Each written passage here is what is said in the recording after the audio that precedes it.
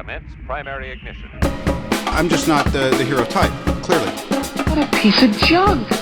Enterprise, this is the captain. I have a bad feeling about this. It's all part of the plan. Engage. Welcome back to Podcast 2 for 1. I'm your host, Donovan Thompson, with my co-host, Daniel Wingfield. and today we are talking about Shang-Chi and the Legend of the Ten Rings. Daniel, we have been gone for a couple weeks. In 90 episodes, this could be the longest gap we've had in making a podcast. We've had content on the channel exclusively on YouTube, but we haven't had a podcast in like 2 weeks. Yeah, a little bit of a drought, you know. Well, and just to give some behind the scenes looks, Donovan's obviously in the middle of a job change, and so that's going on. I'm in the middle of some changes in my world as well, with my wife's job than mine. So it's been a little bit of a hectic couple of weeks. Yeah. And it's a shame too, because I mean, we have a new movie to talk about, which is a big one. Yeah. And I'm really excited to talk about it as well.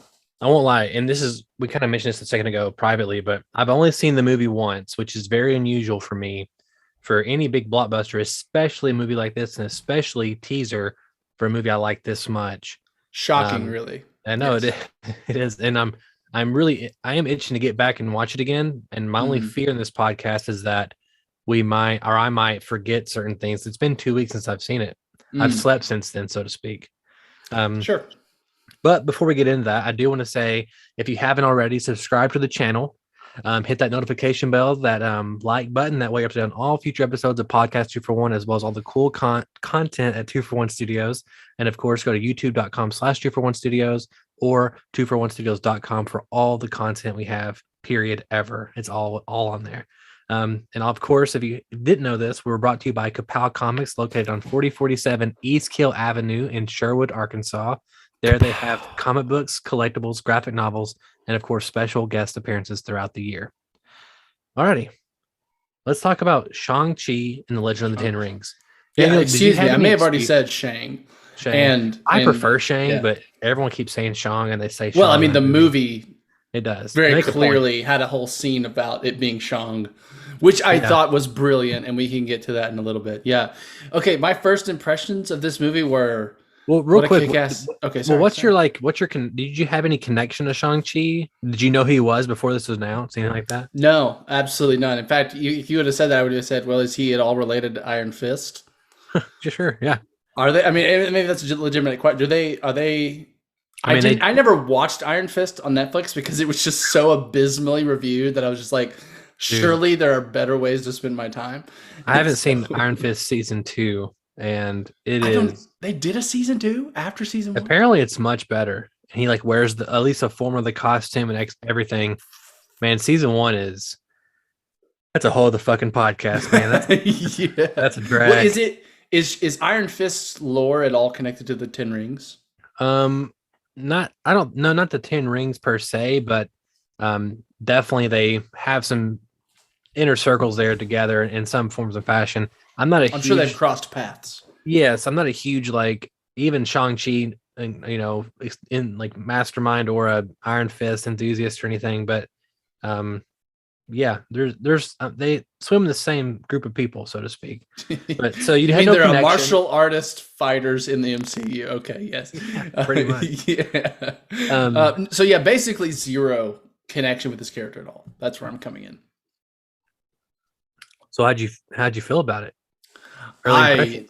I really enjoyed this movie. I think this movie has maybe one of the best Marvel villains yet. And that's pretty impressive when you think about with Thanos and Loki and these other really big standouts. I thought the family dynamic and the stakes of this movie were perfect for what an origin movie that I think feels like it has real heart should have in it. It's not saving the world. While yes, there are okay, well, if we don't do this, the world will get ended. But that's not the main conflict that they're dealing with. This wonderful father-children relationship in context of just this history of the Ten Rings, of the Mandarin. I thought Simu Liu was great. I was pleasantly surprised about how well Aquafina just fit in with the movie. I was a little worried that she's just going to be like the comic relief girl, and while that is slightly true, if you think of like Kat Dennings from Thor 1, comic relief girl, and then you see where we've gotten now, it's like, okay, wow, Marvel has learned a lot about how to do this kind of character and make her fun and funny without being annoying and like in the way almost, right? If you take Kat Dennings out of Thor: The Dark World, that movie automatically gets like 20% better, just automatically. 100%. She's much worse in Dark World than she is Thor 1. Oh yeah, exactly. But yeah, I thought, I'll say the third act, I would say there was a couple moments where I was like, okay, like I know where we're going and kind of let's get there. But man, I just thought the fight scenes were just jaw-dropping, and like I think watching them, you're like, wow, this is amazing. And then you like go back and you watch a different MCU fight scene and you see how they cut away anytime there's like an actual punch getting thrown because it's not the actual actor there, and just feel the difference of actually seeing Simu Liu do these things. And it was just it was just so much spectacle on their own as a fight scene that I thought just worked so great. So yeah, I really, really enjoyed the film.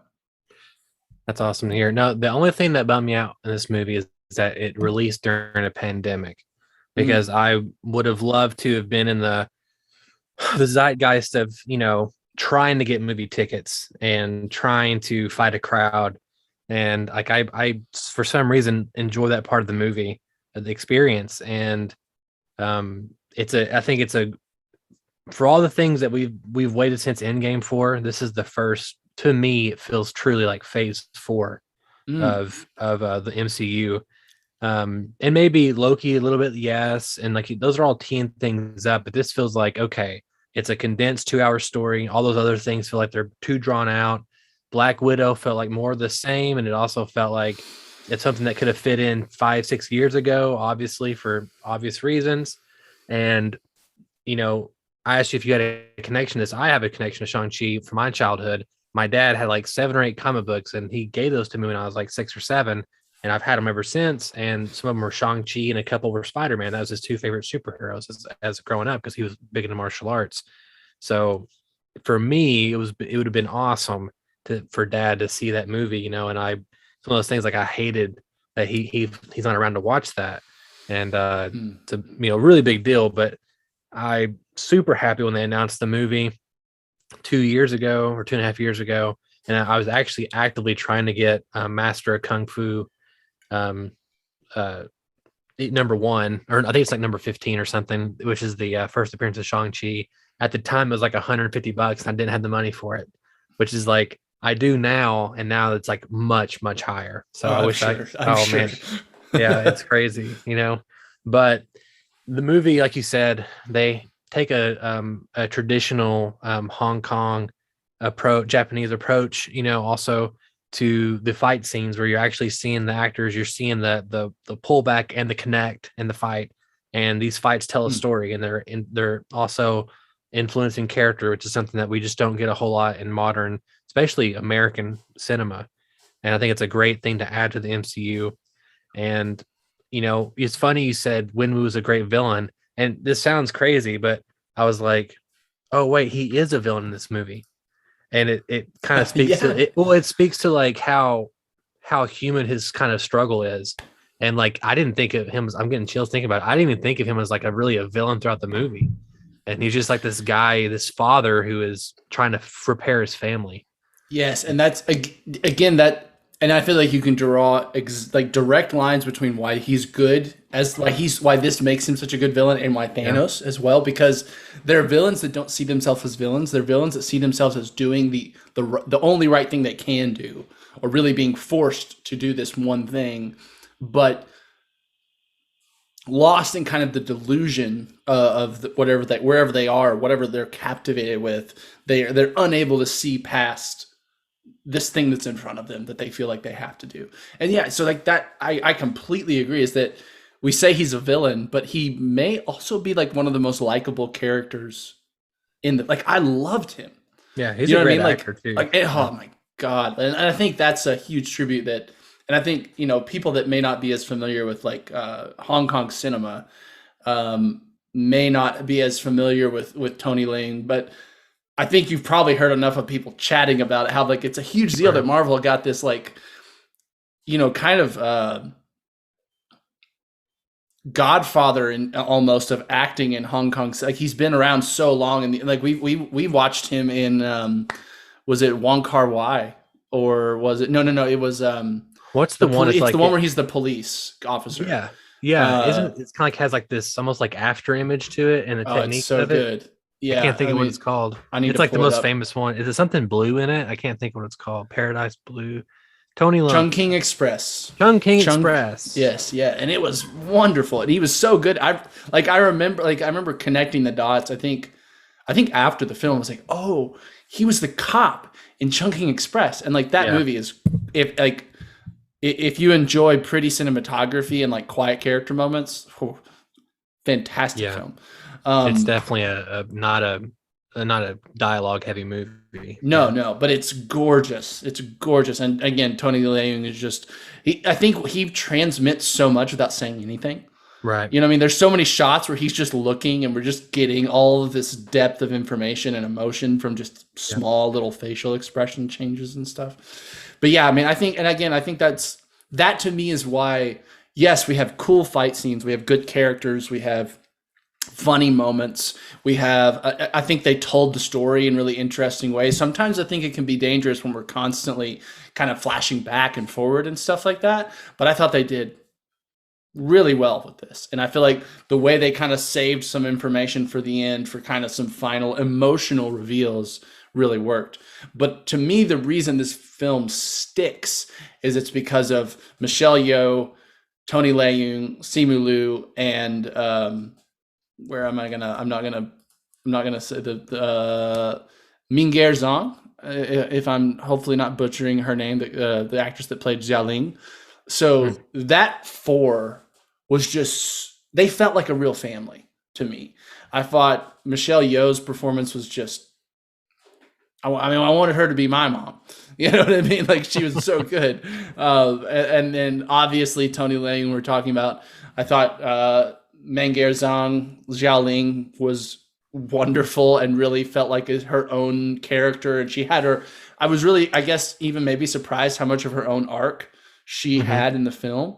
And I'll say that too. I feel like this film felt more like an ensemble cast than a lot of other Marvel origin films.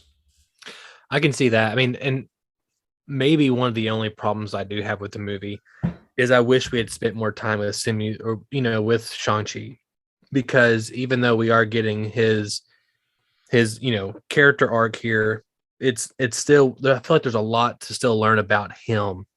I feel like about his personal preferences and the way he handles things. And it seems like he's always being thrust into fighting situations and conversations about his family. And I kind of wish that, in Iron Man, we know who Tony Stark is, and in Spider-Man, we really know who Peter Parker is. That's even based on previous movies, we really know who the characters are. And one thing that's interesting is that Shang-Chi, he doesn't have an alter ego. He is just this guy with these crazy, martial arts abilities. And he ends up getting something that kind of elevates him up to Thor and Iron Man, kind of satisfy the other movie. I do want to talk a little bit about the plot here. And you kind of mentioned the structure. It is kind of interesting because Captain Marvel has a similar thing where they're kind of flashing back and giving you things. And I think part of that too is specifically with Captain Marvel, and this is an antidote to that, is that they've done so many origin stories now that they're trying to kind of keep it somewhat interesting. And it is kind of hard to have this, like, if you watch the first Spider-Man movie with Tobey Maguire, it's really evident, but you have the first act getting to know the character. He gets his powers. He's got to figure out his powers. He fights stuff, and then he's got to do the final battle. It's like the ultimate origin story structure there, right? And well, I think back to like Doctor Strange being, I feel like one of the last Marvel origin films that felt a little cookie cutter like that. Like I think Doctor Strange follows that exact formula, and for me, that was kind of a thing that was a drawback for the film from me. Was like, I like this character, I love Benedict, et cetera, et cetera, et cetera, but I feel like I've seen this film a lot, and I don't feel like that with. I can see that criticism. I can see that criticism. I still think there's only so many different, I think, paths. Either you can introduce them like Black Panther or Spider-Man in Sure. a separate movie. You can go this traditional origin story route.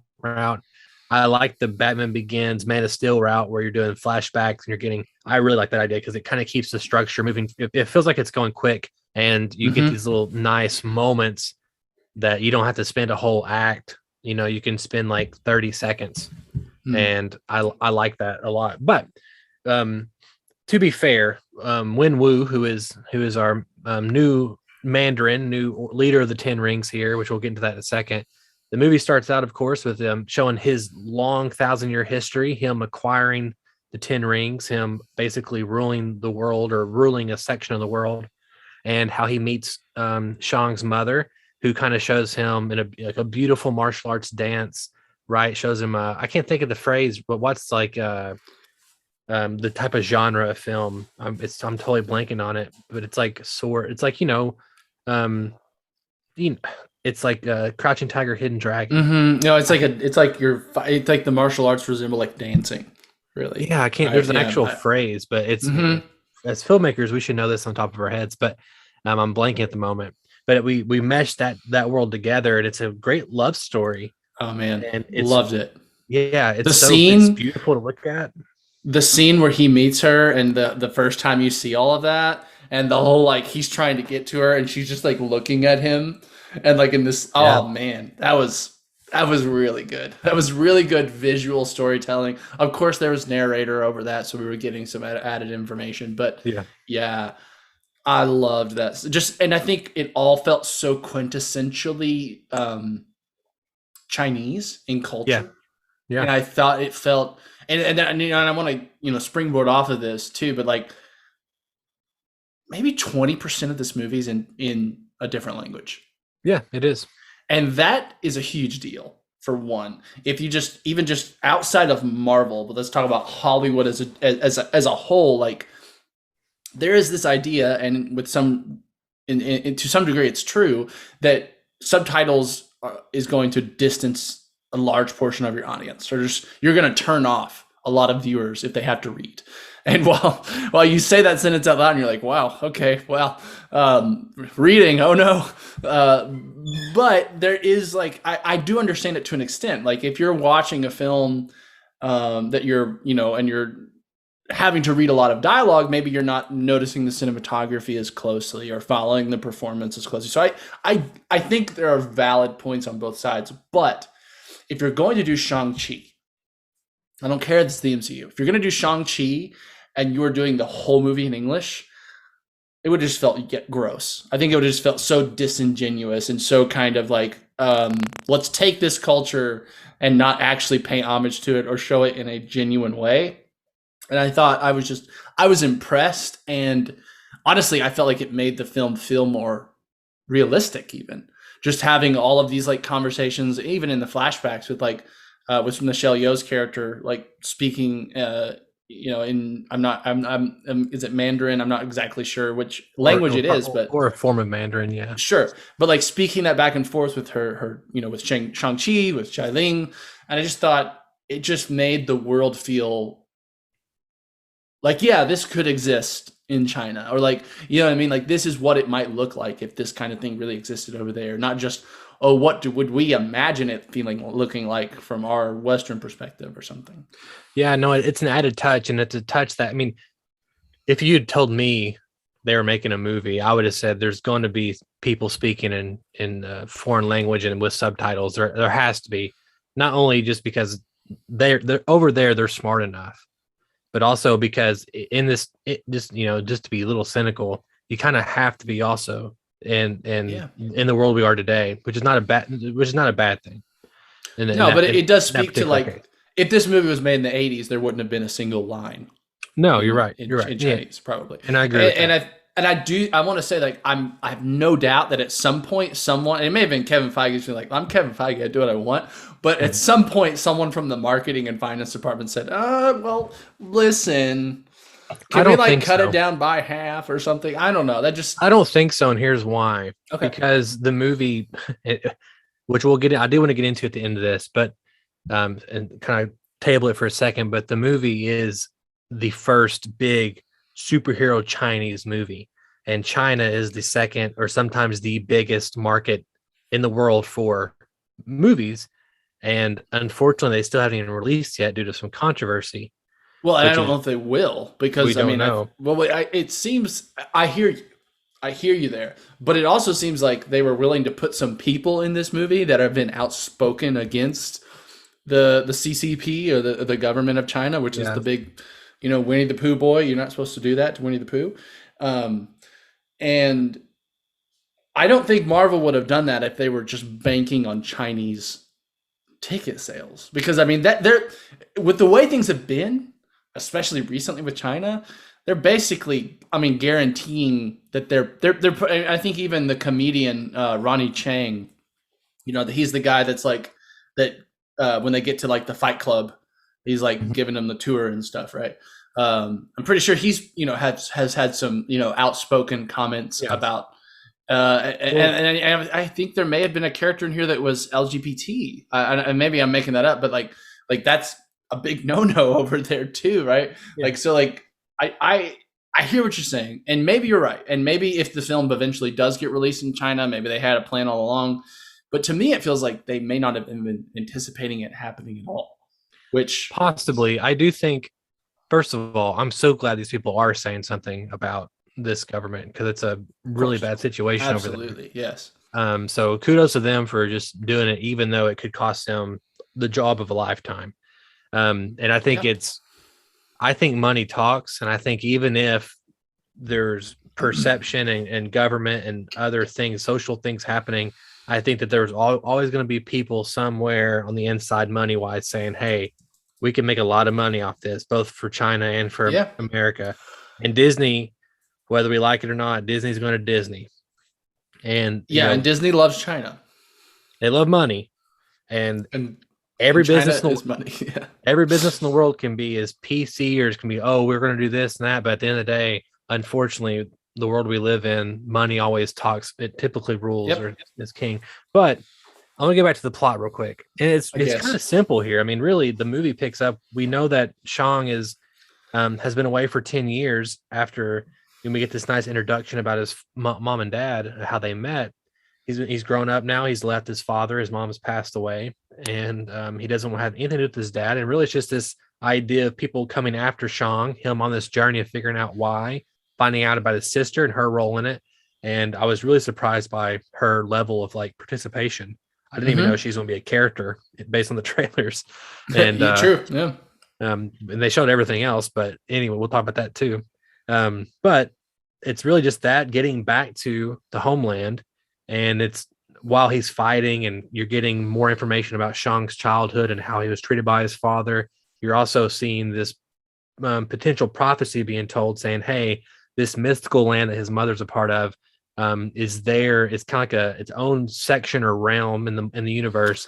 That they talked about like a different dimension, which I also am like, hey, excuse me, what's the difference between a dimension and a multiverse? Please explain. Exactly. What's the difference? Yeah, we need answers. And that houses these potential demons or otherworldly beings, and they're the guardians basically of the door. And obviously events lead them to there, and his dad thinks that if he opens the door, he can get reunited back with his wife, and the kids know that's and the being's like tricking him intentionally. Right. Yeah, for sure. Yeah. And I'm skipping over a lot of different things here, but I do want to talk in a second about some of these really cool MCU moments, and then other things that worked for you and things that didn't work for you. But real quick, before we go into that section, we do have a nice special trailer tease here by our good friend Heather Faye from the Watching Netflix with You podcast. Here she watches, hey Heather. Here she watches all kinds of different things on Netflix, things that you may have heard of, may have not have heard of, and she kind of tells you whether it's worth your time watching. Check this out. Hi there, it's Heather from the Watching Netflix Without You podcast. Did you know that there are over 1,200 Netflix original feature films and documentaries? And that number is only growing. So I've made it my mission to watch as many as I possibly can.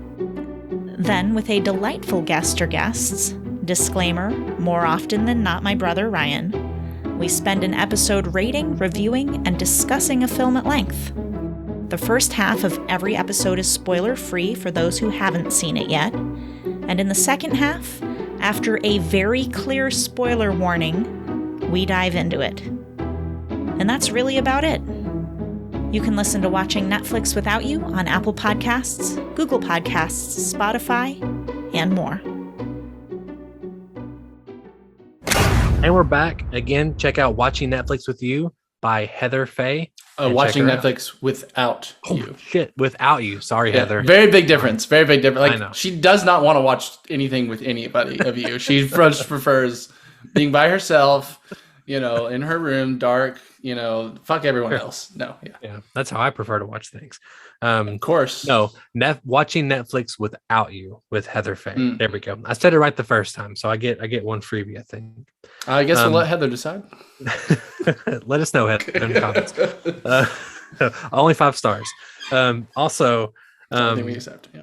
Right. So, real quick, Daniel, what's some of these things? We talked about the action. We talked about this villain or lack thereof. We talked about some of the gorgeous dancing cinematography and all these different things. What's some scenes or moments that really stood out to you? What's things that you're like, man, that's really cool? And we can even talk about specific MCU teases. Let's say the after credit scene for the end, but let's talk about things throughout the movie. You're like, oh, sure, that's awesome. Yeah, I mean, the first one to me is the bus scene. The bus fight is just, it's the first, true fight. It's the first fight scene. And it's just fucking awesome.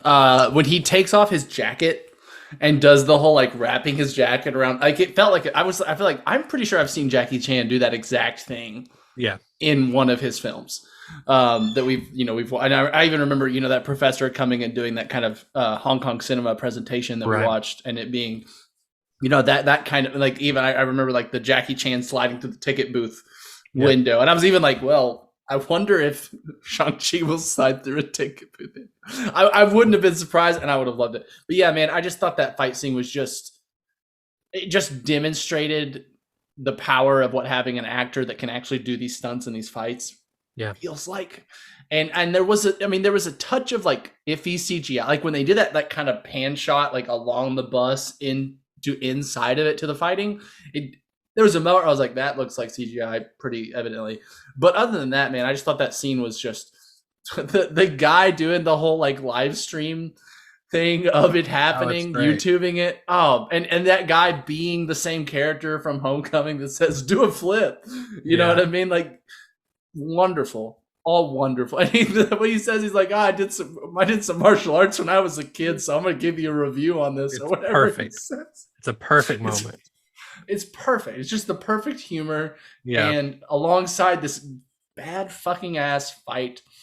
Excuse me. So that was definitely one of them. I'd say the next one that for me that jumped out was the Wong fight.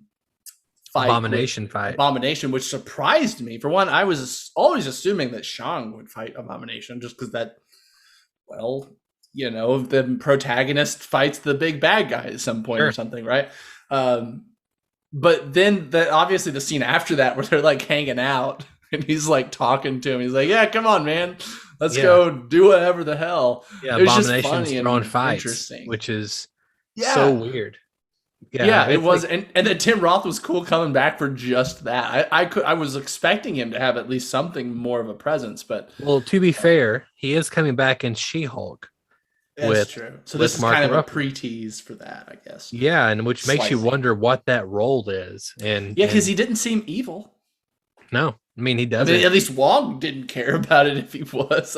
Wong does seem like maybe one of the most chill dudes in all of the MCU. That would let you get away with the most actual bad things before you actually would do something about it. You know what I mean? Right. Yeah. You see, oh, come on. It definitely makes you wonder Abomination's role coming up and how you assume he's going to be in it. He's going to be an antagonist, but maybe not. Maybe something else will be. And well, isn't She-Hulk a lawyer?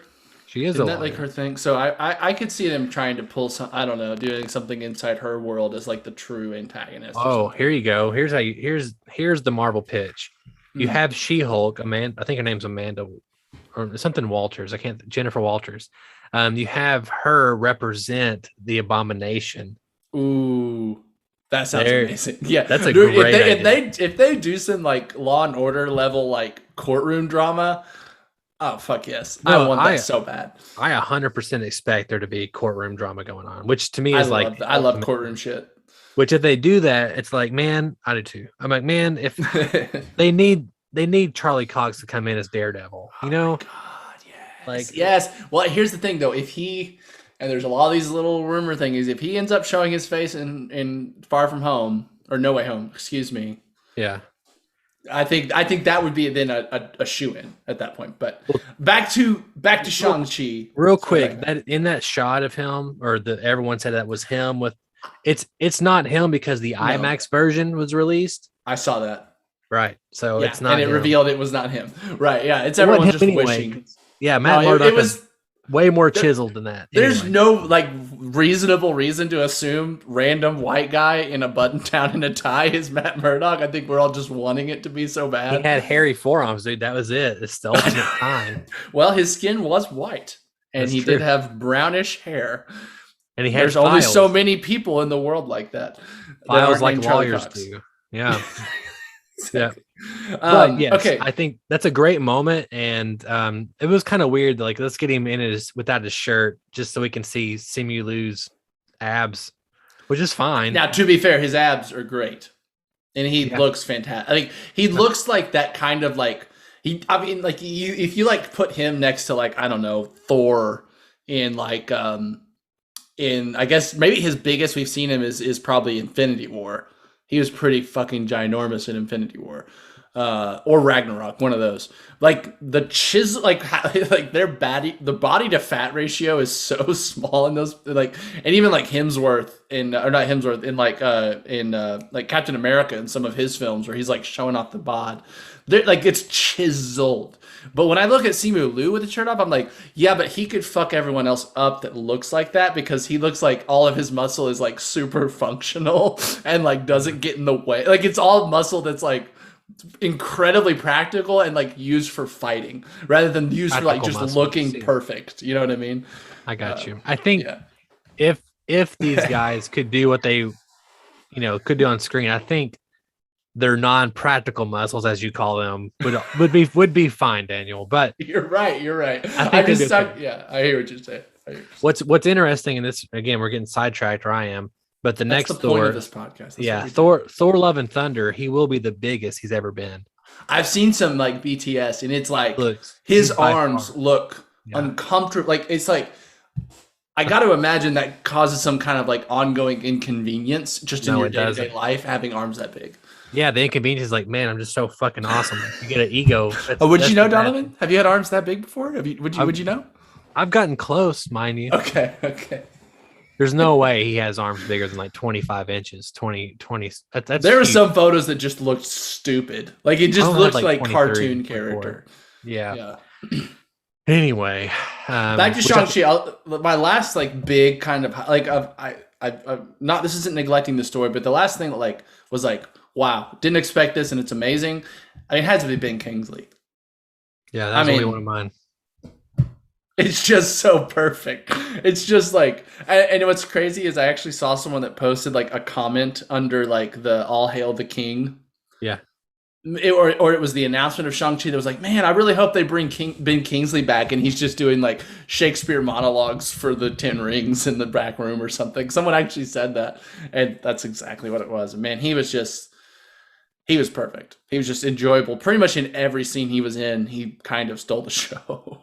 Yeah, I was very surprised that he was in it as much as he was. Whenever they dropped All Hail the King, the Marvel one shot onto Disney Plus, I was like, whoa, he may make an appearance in the movie.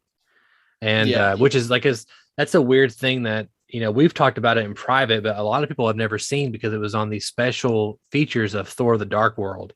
And you couldn't get it, or even on YouTube. The only place you could find it is like the daily something, like daily video, like these janky ass sites, and it was always like 420p or some crap. Yeah, exactly. And when I saw Iron Man 3, I was really disappointed with the Mandarin. And like when I first saw that movie, I was really upset because of the comics lore and the actual 10 Rings, which it seems like we'll get some of that lore here later.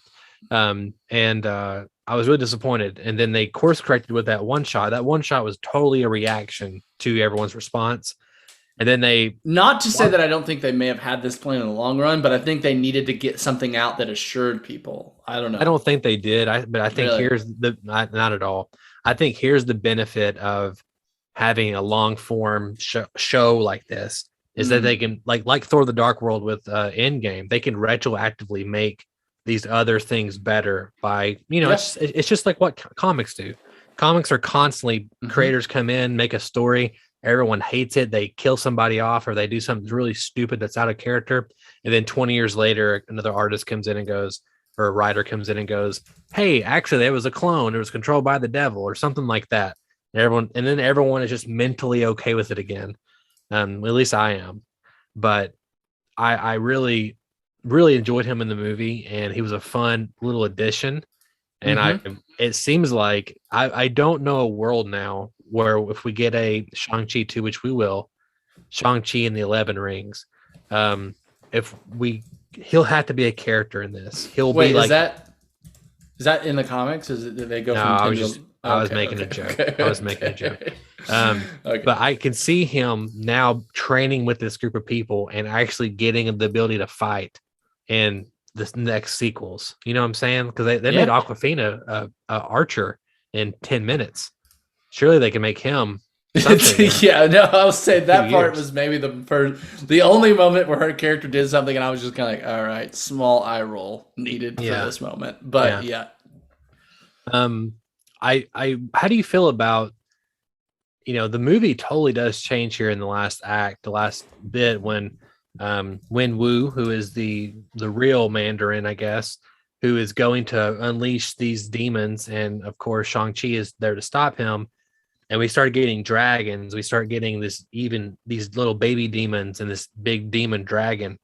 How did it feel like this stuff kind of come out of left field, or did it feel like this was actually still the same movie you were watching 30 minutes prior? No, I definitely felt like it kind of changed. For one, it just, felt like it changed genres a little bit, but definitely changed pace a bit. And I thought like it was still really cool and I was still really into it, but I definitely feel like that was kind of the like first moments where I was like, that moment when you kind of like realize you're watching a movie, or you kind of have that self-aware moment where you're like, oh yeah. I've noticed my mind going somewhere else, but then other than just being in this world, what I mean? But I also thought it was really just visually interesting and like good. What we were getting was like good character development, good flashbacks, good narrative content. That those moments were pretty fleeting for me, at least. Gotcha. I didn't like actively seek out like just constantly trailers or X, Y, and Z, but they showed a lot of him getting the rings in the trailers and in the TV spots. They did kind of stuff. Yeah. And, obviously you see it like, okay, he's going to get the rings, also their stuff, but it has to be one of the coolest looking power sets we have in the MCU.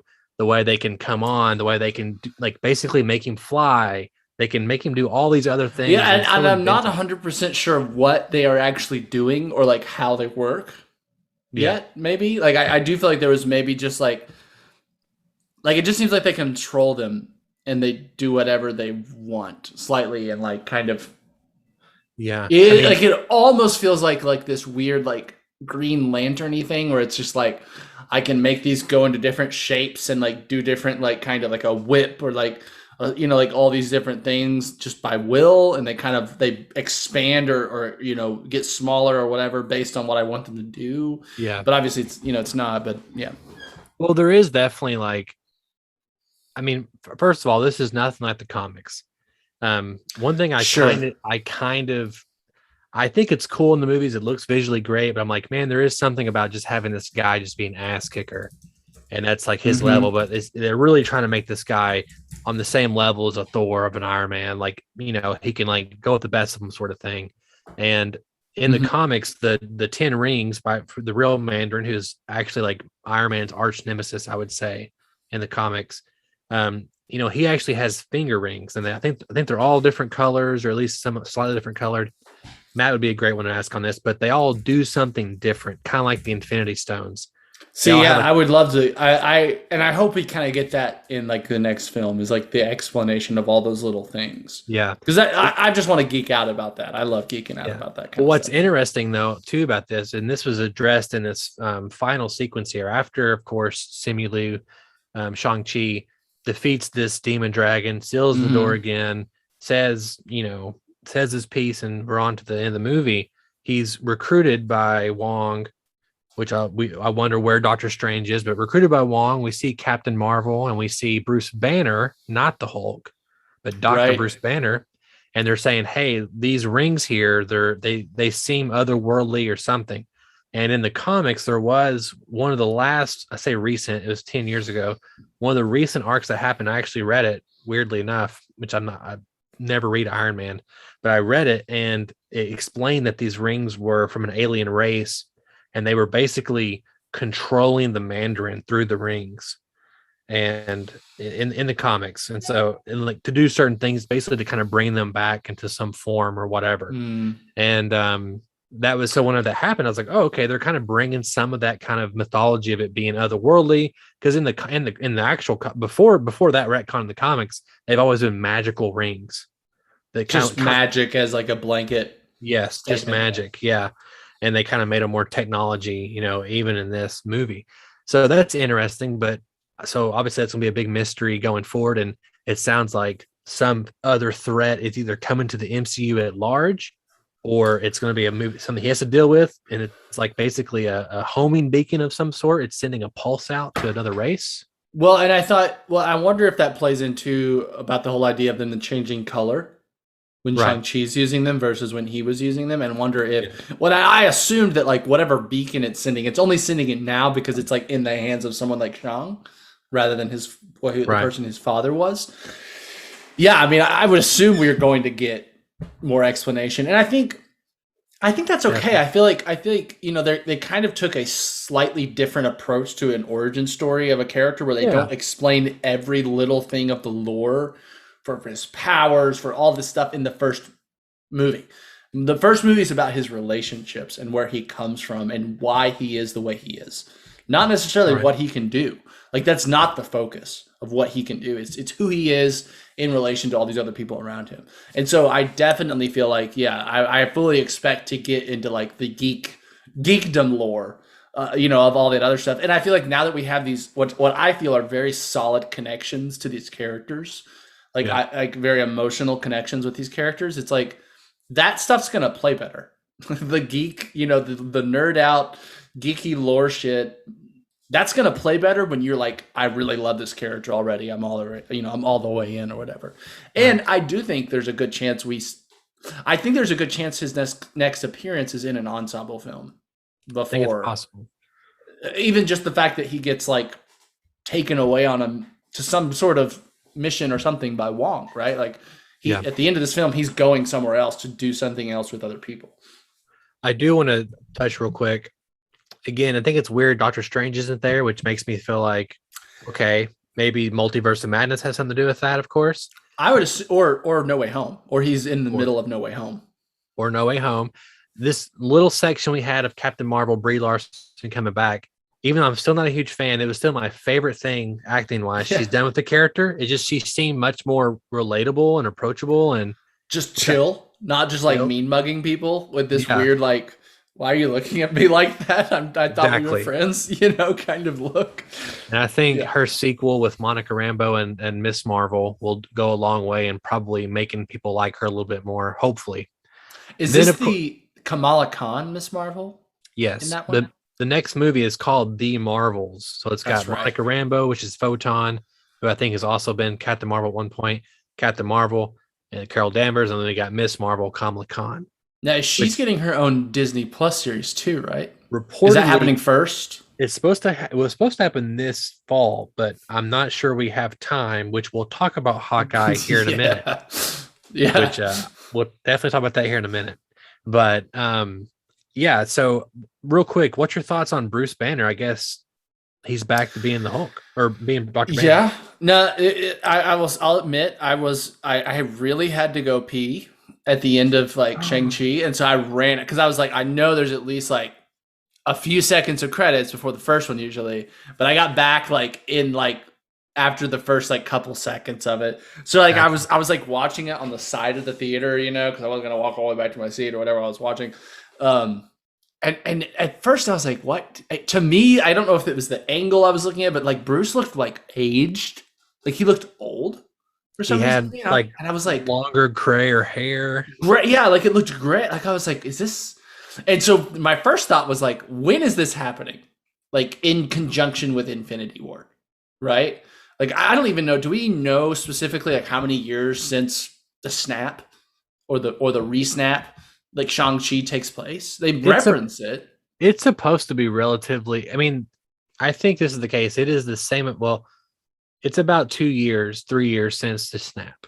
Okay, so that's the longest we've seen in the future since the snap. Then, by far, because technically the snap happened in like what 2000, or the snap back happened in like 2023, 22, something like that. 23. I think 23 because 2018 was Infinity War. Right. Yeah, I think that's right. So right, maybe 2026, maybe. But I mean, WandaVision took place like I think 6 months after. Is that right?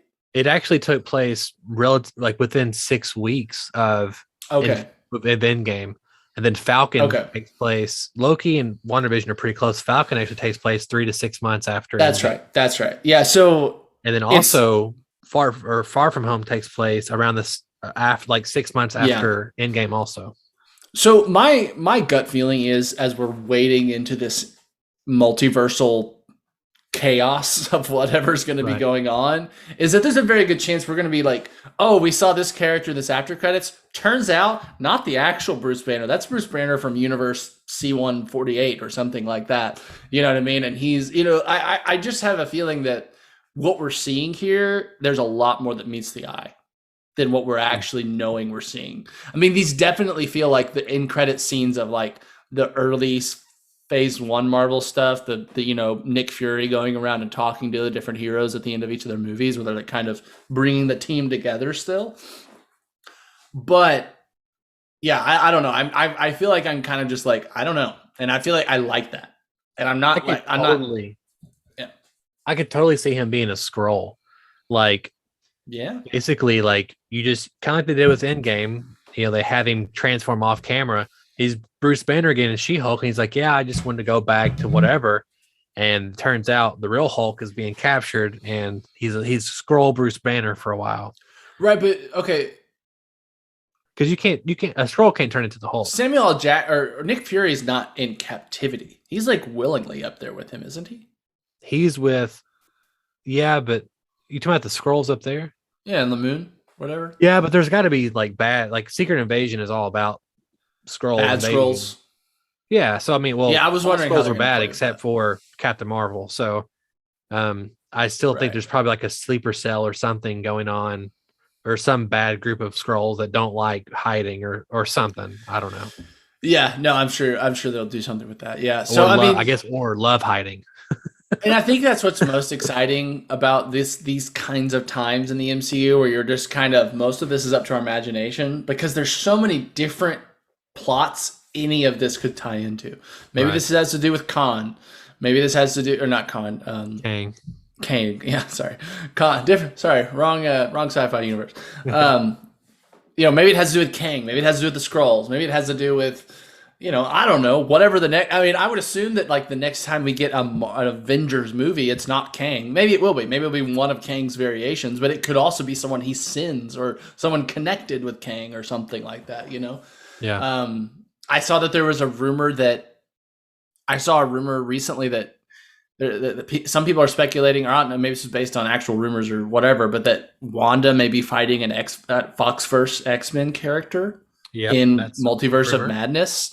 So, I mean, it's just like, but who knows what the implications of that movie are going to be, or what the implications of No Way Home will be. Like, there's just so many points where, like, things could just go fucking nuts in this universe. Yeah. From, like, this reason or that reason or this reason or that reason. And to me, that's why it's so exciting right now. Because it's just like, we're probably going to get it all in some form. Like, just like we got Civil War we didn't get necessarily the pure comic translation of Civil War, but we got a really good Civil War. We got these moments from the comics that are big, but they're still all building to Thanos, right? Right. And so I think that'll be kind of similar with the Skrulls, or with, I don't know, the multiverse is just its own big fucking like question mark, because they can do anything with it almost. Like it's almost like a blank check for storytelling. I think this time next year we'll have a much clearer vision of what's going on with.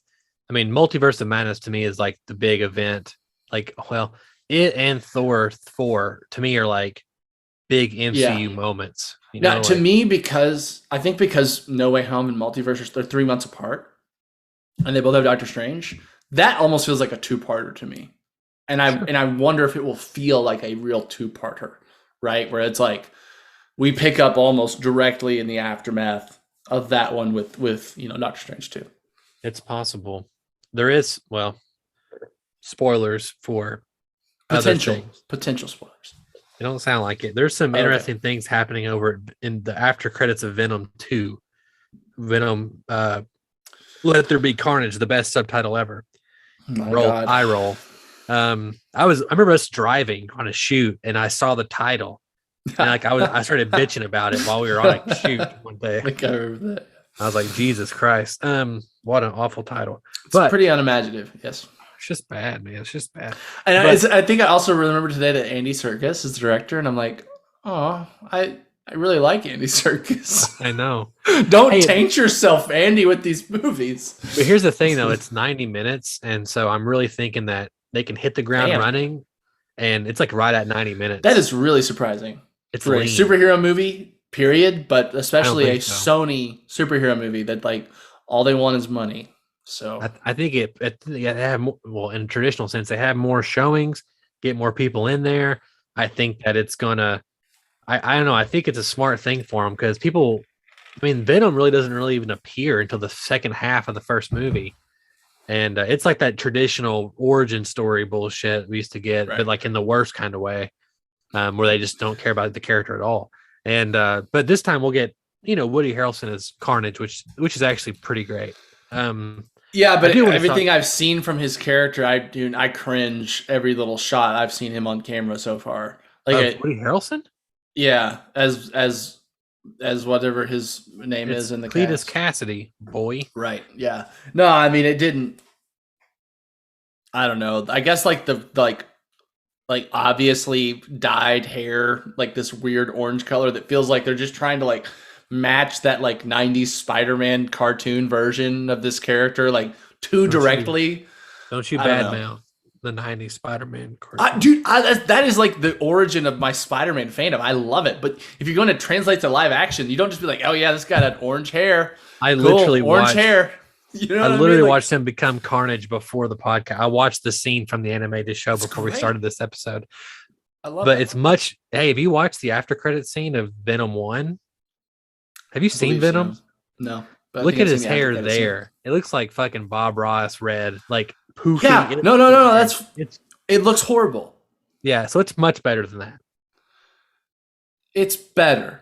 I wouldn't put better. Much. Right? There's no fucking universe where it's not. But it just has that like obviously like old man dyeing his hair way too like saturated to look anything. Yeah. I mean, Woody Harrelson is too old to be playing the character. I mean, like I think it's great casting like 20 years ago. Yes. But I wouldn't have cast him probably. I don't know. 20 years ago, it's between him and Jim Carrey for me, probably. Man, Jim Carrey would have been dark as fuck. If you got like number 23 Jim Carrey or that Jim Carrey, well, that's not bad. He'd go around actually killing people because he'd think he was actually Cletus Cassidy. Maybe we shouldn't do that. Yeah, you got to be careful with what you cast him in because he'll do it, whatever you exactly. give him to the character. You didn't cast him as Superman. He'll actually learn how to fly somehow. But what's interesting, though, is we've got through this one. I think it's great. I can't wait to watch it again. I can't wait to own it. I'm still going through my Marvel rewatch very slowly. We haven't watched one a month now. But next we have Eternals, which the new trailer looks really good, actually. Yeah. I can't wait to talk about that. I feel like I'm... it really does just feel like a little bit cheating. Like, hey, let's just take the Game of Thrones cast and make them superheroes. and I for one, I'm like, great, because like you're saving them their reputations from that horrible ending of a show. We should do a podcast on how bad that ending is. Oh my god! Actually, Rob Stark is saying Rob Stark leaves the show basically at its highest point, which is the he does. Yeah, he does. It all goes downhill from that point. I think that's like season 4. So yeah, it is season 4. Yeah. So, but yeah, I mean, it just 3. And I'm like, these are characters I have like basically no knowledge of, like Black Knight especially. I'm like, wasn't he supposed to be like this like medieval dude that gets like trapped in like, you know, doesn't age, and now he's old in like London, but like looks like he's just some random dude in London that's going to become the Black Knight. I don't know. Give me the ebony blade. I can't wait for it. I'm so excited. Yeah, like basically I'm like, this is going to be like medieval superheroes / Man of Steel looking eye lasers, you know. It looks like even the shot, which is like, how many shots can you think of? But like, it looks like they like, hey, that's a great Man of Steel shot. Let's use that for this flying character who can shoot laser beams out of his eyes. Yeah, and honestly, I look at that and I'm like, I don't know, he could do a Superman. Oh, definitely. He could be. You know, they have to bulk him up a bit. He's a little too scrawny, maybe, but like he could do a Superman. You know, just even thinking about that makes me feel so bad about, or bad. I say bad for a little bit. He's still the Witcher, but Henry Cavill, like, being in those movies, he has to like look every weekend to be like, look at that Marvel movie. It's so much better than our movies. There's no way that Henry Cavill does not make it into the MCU, especially with this whole feeling of like he's being, you know, moved on from Superman, or at least not prioritized in the role. I feel like everybody Henry fucking Cavill. I think everybody will like almost like embrace him like with a big hug, like, oh my god, you're home. Yes, you know what I'm saying? Like you, yes, yeah. Like you made it out of the like abusive orphanage you were raised in. Yeah, the DC abusive orphanages.com, and you've survived. And now we're saving you. Exactly. I would love to see Ben Affleck in the MCU. I mean, all these people. I think they just, even small roles, they don't have to be superheroes. And I think they'd have a great Henry time. Cavill probably needs to be a superhero. He needs to be Captain Britain. Fuck yes. Be awesome. And like they've got every opportunity to bring him in for that. Like, oh yeah. And he can fight the Red Guardian and like show him like you're not really like, you know what I'm saying? Like you're a piece of shit or whatever. Yeah. Anyway, it'd be awesome. I don't know why he wouldn't do it, but maybe we'll still get him as more Man of Steel. I think we will. I don't know 100% no. But final thoughts, and I want to talk about Hawkeye real quick. Okay. I thought the movie was great. I'm glad it come out finally. I can't wait for the sequel, and I can't wait to see him interact with these other big league superheroes and his power set. Like, how are you going to? What's the combo? You know what I'm saying? Thor throws Stormbreaker and he catches it with the rings and whips it around a few more or something. Yeah. Like, yeah. You know? But no, I agree. Like, I am excited for Shang-Chi too, but I'm almost right now more excited. And probably because I feel like this is the next time we'll see him too, is to team up with people and like kick ass with people. And he's like, Simu Liu's got this great kind of like he's almost like he reminds me of Spider-Man. He's like just fast talking, like can, you know, quick on like the retorts and stuff like that. And just, he's just got a kind of this, you know, fun, eclectic personality that I think will like, I would love to see him and Tom Holland, you know, playing off each other. Well, one of my favorite comics I own is one of my dad's, and it's Marvel Team Up. It's Shang-Chi meets Spider-Man. Yeah, and they've been they were kind of classic like bros, right? Yeah. So like you would think he's a shoo-in to do something cool with Tom Holland. Well, even recently in the last 5-10 years, there's been like a small moment where Shang-Chi taught Spider-Man like spider foo, like using spider and whatever. That's fun. Yeah, and it's like a cool, like he's getting more zen, so he can like, I think he loses his spider sense or something, so he helps him with some cool stuff. That's awesome. I would love that. I think that would be amazing. Be incredible. We didn't talk too much about the after credit scene with the 10 rings will return. There's not too much to say about that yeah, and I assume they're just going to kind of be on the sidelines until they're like brought into some kind of team up battle or something. Sure. You don't think or some nefarious force comes in and like controls them or takes over. I don't think she'll be purely evil. I think she'll be rogue and kind of do what she wants and maybe end up causing some bad things to happen. But I don't think she'll just be like a villain. No, I could see it happening, but I could see it, and it's not a possibility. Yeah, I was at work the other day when Hawkeye dropped. I didn't know until much later, and I was in a position where I couldn't watch the trailer right then when I normally can, and I waited until all day. And you guys were texting me. It's like Die Hard. It's like Jingle All the Way. My head is fixing to explode. Because I couldn't watch it. It's like you guys were taunting me on purpose. Like, look, Jingle All the Way right here, Turbo Man. And so I was literally like, oh my! So I watched the trailer finally. Me and Katie did, and I was like, man, this is now. I'm more excited for this than I am anything that I know of besides Spider-Man, of course. But it's like it's perfect. It seems so fun, and I love the I love it's Christmas time. I'm a sucker for that kind of thing. Oh yeah, I love it feels like a McClane kind of.